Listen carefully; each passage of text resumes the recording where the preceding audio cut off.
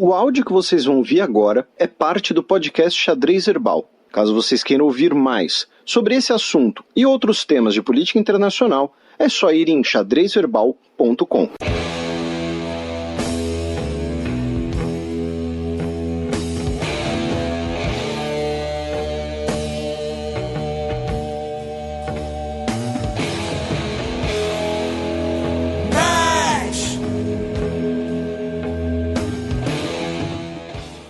Candidatos de oposição vencem eleições locais em Hong Kong.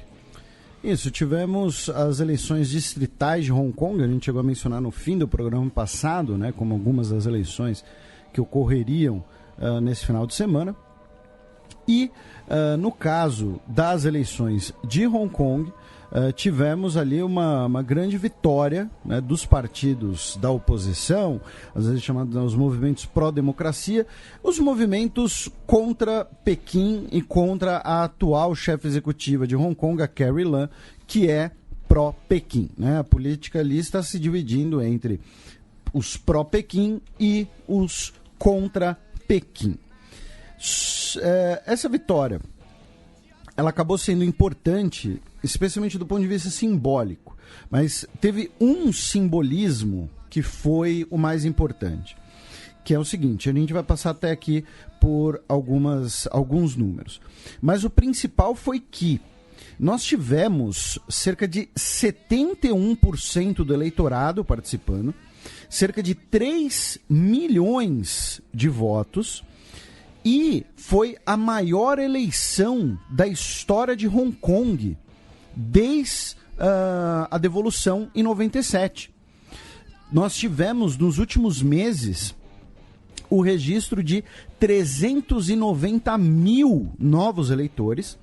Comparado com a eleição de 2015, a eleição distrital de 2015, foi um crescimento de cerca de 24% no comparecimento, o que na prática significou o dobro de votos válidos, né? Porque você, além de ter um comparecimento maior, você teve um crescimento do eleitorado registrado. Então, o grande simbolismo foi: muita gente foi para as urnas, muita gente foi votar, muita gente foi expressar a sua visão, sua opinião sobre o que está ocorrendo em Hong Kong, sobre o atual governo de Hong Kong, né? Então, esse foi o grande simbolismo, né? Essa foi a grande vitória da oposição, certo? Por que eu digo que essa foi a grande vitória? Ah, mas Felipe, nos resultados a oposição também não venceu? Sim, venceu. No total, são 479 assentos nos conselhos distritais. Desses 479, 452 estavam em disputa. Tá? Os outros são ex officio, são por nomeação, que normalmente são de representação das comunidades rurais, tá? Especialmente ali nos territórios exteriores de Hong Kong, não nas ilhas que são mega populosas. Então, desses 452 assentos, dá para dizer que, na soma total, 388 ficaram com os partidos de oposição a Pequim. Tá? O principal deles foi o Partido Democrático, que teve 362 mil votos, cerca de 12% do eleitorado, elegeu 91 conselheiros dos seus 99 candidatos, um aumento de 54 na bancada. Tá? Comparando no geral, antes das eleições, nós tínhamos 124 conselheiros de oposição. Agora nós temos 388. Ou seja, a bancada triplicou. Tá? Foi de 124 para 388. Em comparação, a bancada pró-Pequim foi de 331 para 89, tá? E aí, antes que alguém pergunte, mas está faltando um ou outro aí, são os candidatos independentes no caso, certo? Só que, se a gente for para destrinchar o significado dessa eleição no geral, ela é uma vitória muito mais de discurso, uma vitória muito mais de propaganda. Por quê?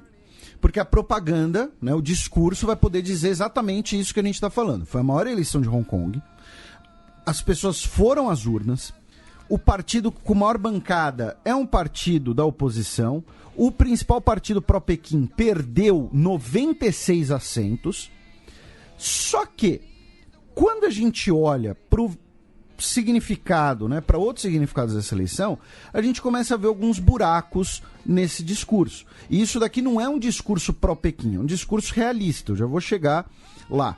Primeiro, sabem qual foi o partido mais votado? O partido mais votado foi o principal partido pró-Pequim, a Aliança Democrática para Melhor e Progresso de Hong Kong, com quase 500 mil de votos, 16%. Só que eles só elegeram 21 conselheiros. Por quê? Porque cada distrito o candidato mais votado naquele distrito leva. Então, como em todo distrito praticamente você tinha um candidato pró-Pequim e os candidatos de oposição são de diversos movimentos diferentes, né? O principal deles é o Partido Democrático, mas você tem outros menores. Mesmo assim, o Partido pró-Pequim foi o mais votado. Tá? Então você já tem esse primeiro buraco. E tem outra coisa, as regras eleitorais em Hong Kong, no território de Hong Kong, elas são um pouco mandrake, digamos assim, né? Que elas são justamente para não necessariamente os mais votados ficarem com mais assentos. Por quê? Porque normalmente os mais votados são justamente a oposição. Isso fica muito claro nos dois principais órgãos de Pequim, né? O Conselho, que é o Parlamento Unicameral de Hong Kong, que é formado por 70 deputados. Desses 70, metade é eleita por voto popular nos distritos. A outra metade é eleita pelo voto dos chamados grupos de interesse, que representam os setores da economia e categorias profissionais e categorias de trabalhadores. Então, por exemplo, os cerca de 11 mil médicos de Hong Kong elegem um deputado para o conselho. Tá? Fica uma coisa meio desproporcional em relação ao número, né, de eleitores. E aí o que acontece? A maioria dos votos da oposição vem do voto popular, mas a maioria dos grupos de interesse vota pró-Pequim. Então você tem ali a garantia, entre aspas, de que vai ser no mínimo meio a meio.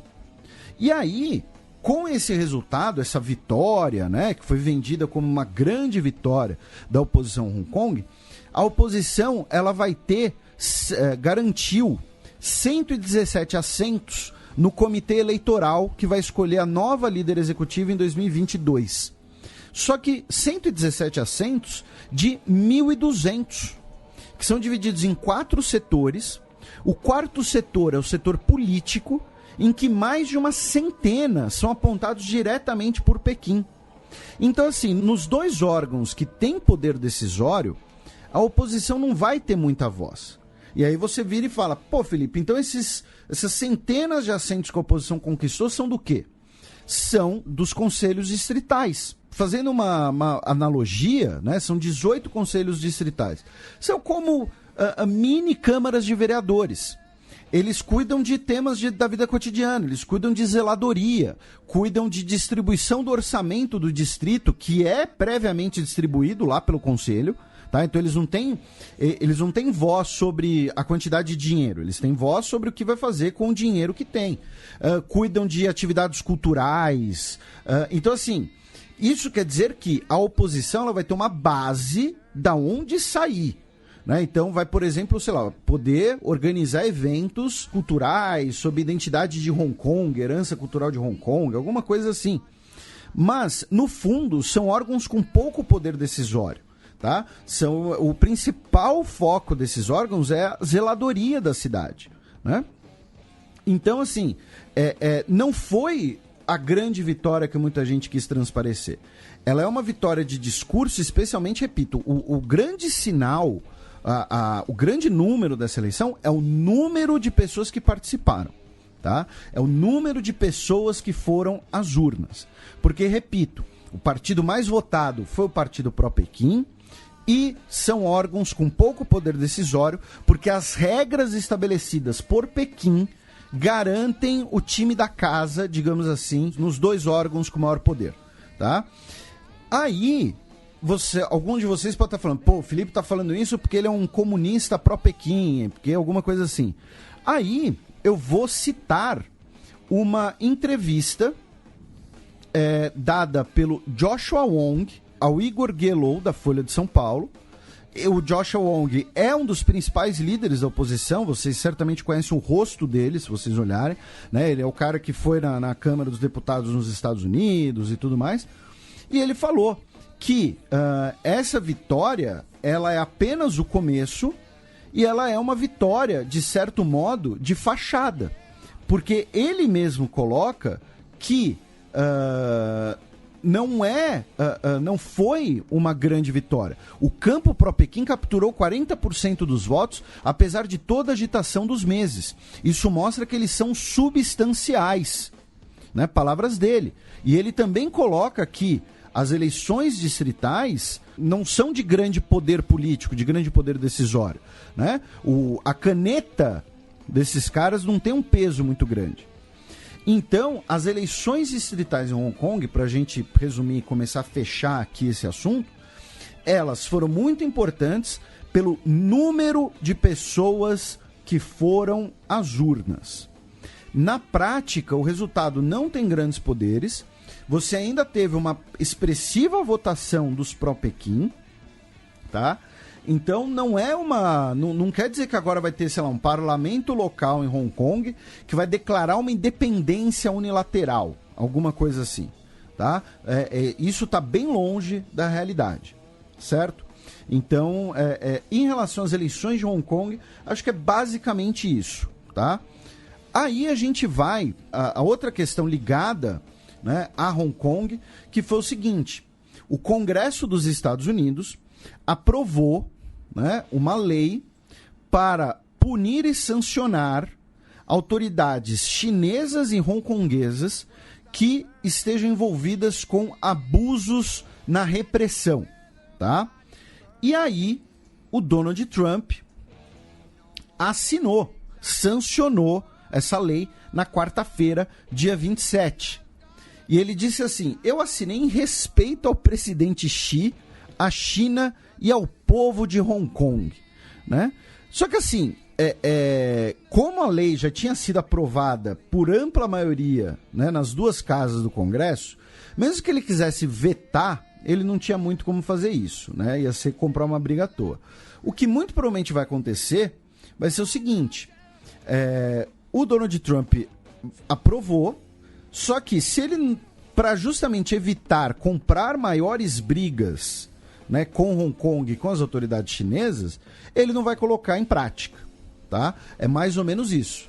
Ele aprovou, a lei vai estar lá, mas ele pode simplesmente não colocar em prática, ele não usar o direito que ele teria agora, né, para sancionar autoridades chinesas, sancionar, né, autoridades de Hong Kong. O que essa lei fez foi azedar ainda mais as relações Estados Unidos e China.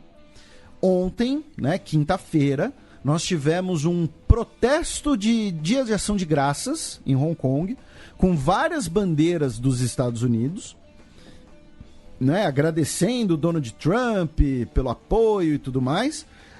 O embaixador chinês, o embaixador dos Estados Unidos em Pequim, foi chamado para uma conversinha para explicar, né, o que significa essa nova lei, né, que isso quer dizer, se não vai ter mais conversas e tudo mais.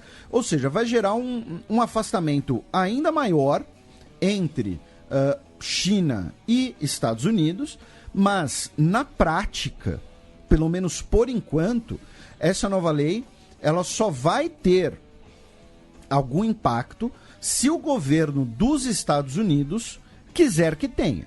Se o governo dos Estados Unidos colocar em vigor. E eu acho improvável que no curto, médio prazo o Donald Trump faça isso, tá?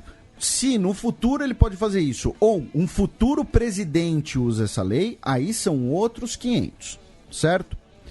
E aí, pra gente fechar essa questão aqui, asiática, pacífica, Estados Unidos, China, né, a gente tem 5 notícias, tá? Inclusive eu vi uma foto de uma das manifestações em Hong Kong, no qual tinha um escudo do Capitão América. Como é que é o nome do ator mesmo, do Capitão América? Esqueci agora. Chris alguma coisa. Isso, né? Chris Evans. São todos Chris. São todos Chris. Chris Pratt, Chris Evans. O Hemsworth. E tem o Chris, que é o novo Capitão Kirk, que inclusive ele faz o namorado da Mulher Maravilha. Deixa eu ver aqui. Vamos ver aqui o nome dele. O Chris Pine. Né? São todos Chris. Então tá aí, né? E outra... que você ia falar do Chris, né? Isso. Não, eu ia falar que é ele aí inspirando as pessoas, mas na verdade é o símbolo do Capitão América, né? Sim. Esse apoio dos Estados Unidos. E outra coisa que você deve ter visto, você talvez tenha visto, foram que os pessoal em Hong Kong fez um cartaz pegando a imagem do Rock 4 com a cara do Donald Trump no corpo do Rock, e o Donald Trump retweetou isso. Sim, sim. Né? Teve isso. O Donald Trump, ele se acha o Rock Balboa, o Sylvester Stallone nos anos 80. Né? Besuntadão de óleo, que nem o besuntado de Tonga. No Rock 4, que tem justamente a Guerra Fria como pano de fundo. Isso, né? Rock versus Ivan Drago, que aí é a trama do último Creed. Porque no Creed é o filho do Apollo contra o filho do Drago. Uma... Né, são muitas releituras. Né? Na vida nada se perde, tudo na natureza. Né? Mas, feita aqui essa digressão novamente, aí nós temos, né, 5 notícias. A primeira delas é que tivemos um episódio que está sendo chamado de China Cables, que vazaram documentos chineses de 2017 sobre a região de Xinjiang, também chamada de região do Turquestão Oriental, a região dos uigures, sobre as políticas chinesas e a repressão chinesa em relação a essas populações. A China disse que os documentos são falsos, porém, eu ainda não consegui ler os vazamentos sobre o Irã, e também não consegui ler esses, tá? Então daqui a pouco a gente vai ter que fazer um episódio, estilo o nosso programa dos Panama Papers, vai ser um programa só sobre vazamento, tá? Vai ser um vazamento, xadrez vazado, vazamento verbal, alguma coisa assim. A outra notícia é que um membro do Partido Liberal Australiano, chamado Nick Zhao, ele foi encontrado morto em Melbourne, num quarto de hotel. Oficialmente ele morreu de overdose de alguma substância, porém a polícia australiana está investigando que ele estava para delatar que os chineses, autoridades chinesas, queriam financiar campanhas políticas na Austrália, né? E ele teria sido, então, possivelmente morto, né, por agentes chineses. Ele teria sido morto por espiões chineses, né? Segundo o general Mike Burgess, que é o chefe da ASIO, a Australian Security Intelligence Organization, os australianos podem ficar tranquilos que a ASIO está ciente dos assuntos que foram relatados e está ativamente investigando. Atividades hostis de inteligência estrangeira continuam a ser uma ameaça real à nossa nação e sua segurança. Continuamos a confrontar e conter toda interferência estrangeira e espionagem na Austrália, tá? Basicamente, o que estão alegando na imprensa australiana é que o Nick Zhao, ele teria ali uma oferta, né? Não sei se para ele, para outros integrantes do partido, de que a China queria financiar campanhas para ter, basicamente, um agente chinês dentro do parlamento australiano. E aí ele talvez fosse abrir a boca, talvez soubesse demais, e aí, né, apareceu aí sem vida num quarto de hotel. Então, segundo um outro integrante do Partido Liberal, chamado Andrew Hastie, que é o chefe do Comitê Parlamentar de Inteligência e Segurança, e foi brifado sobre esse assunto, ele disse: é surreal. É como algo de um romance de espionagem acontecendo em Melbourne. Não é apenas um caso de dinheiro num saco em troca de favores. É uma tentativa financiada por um Estado de infiltrar no nosso parlamento, usando um cidadão australiano e basicamente controlando ele como um agente de influência estrangeira no nosso sistema democrático, tá? Então, assim, vamos ver quais vão ser as consequências disso, porque são acusações seríssimas e, se forem investigados, chegar à conclusão, por exemplo, né, de que o cara foi morto por uma atividade chinesa, isso pode dar uma repercussão muito grande, muito complicada.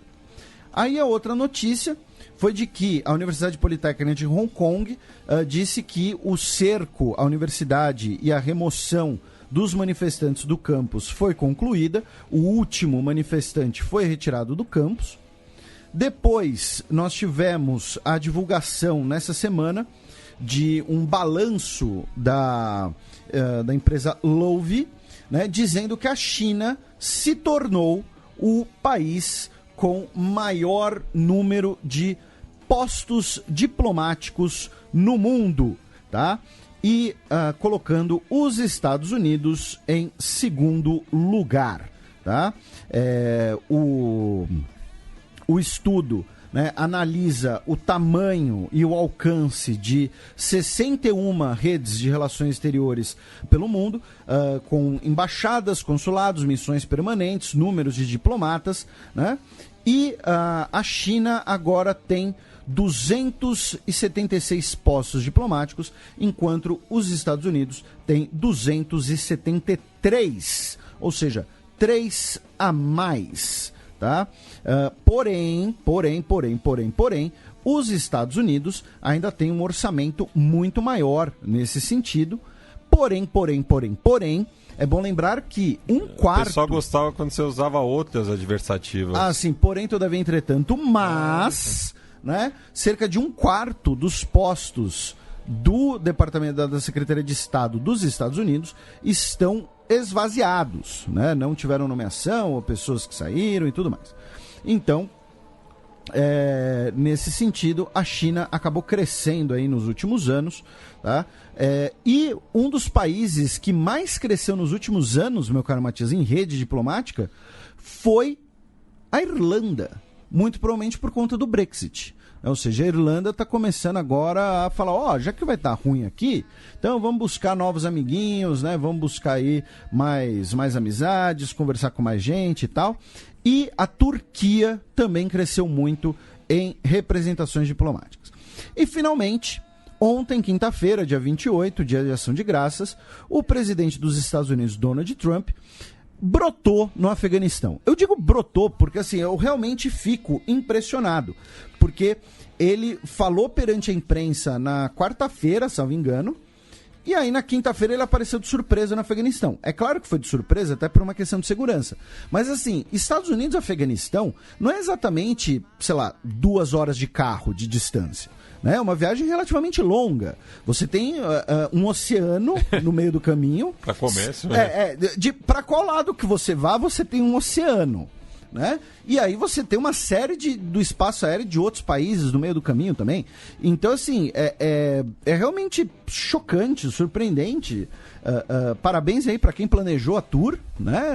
Tomara que aí, o Aerosmith em algum momento vai ter que fazer tour de despedida, né? Então contrata aí o pessoal que organizou, que produziu aí a tour do Donald Trump. Mas falando sério, ele fez uma visita de surpresa às tropas no Afeganistão na quinta-feira. Foi a primeira visita dele ao país desde a sua presidência. Ele já tinha visitado tropas no Iraque. E ele foi lá, né, jantou o jantar de ação de graças com os soldados, né, peru pra todo mundo, né, tirou foto com o pessoal e tudo mais, botou lá boné e tal. E junto com isso, ele se encontrou com o presidente do Afeganistão, o Ashraf Ghani, e ele disse que é possível retomar as negociações com o Talibã. Ele disse que o Talibã quer fazer um acordo e podemos nos encontrar, né? E vamos ficar aqui até o momento em que tenhamos um acordo ou uma vitória total, né? E aí, a principal notícia, claro, né? Tirando a parte do Ação de Graças e né, o evento, né, de relações públicas e tal, mas a principal questão é ele, no Afeganistão, dizer que pode retomar as conversas com o Talibã, certo? Então, tá aí, acho que fecha esse giro, né, por Estados Unidos, China, Oceano Pacífico e tudo mais. E ainda no espírito de ação de graças, o Donald Trump comparou os jornalistas aos perus, né, dizendo que os abutres são parentes dos perus, né? Enfim, eu não entendi direito o que ele quis dizer com isso, né? E fica aí para os nossos ouvintes biólogos qual o parentesco entre perus e abutres. Pois é. Tudo passa, né? Deve ter sido esse o raciocínio. Mas fica estranho, né? Justamente.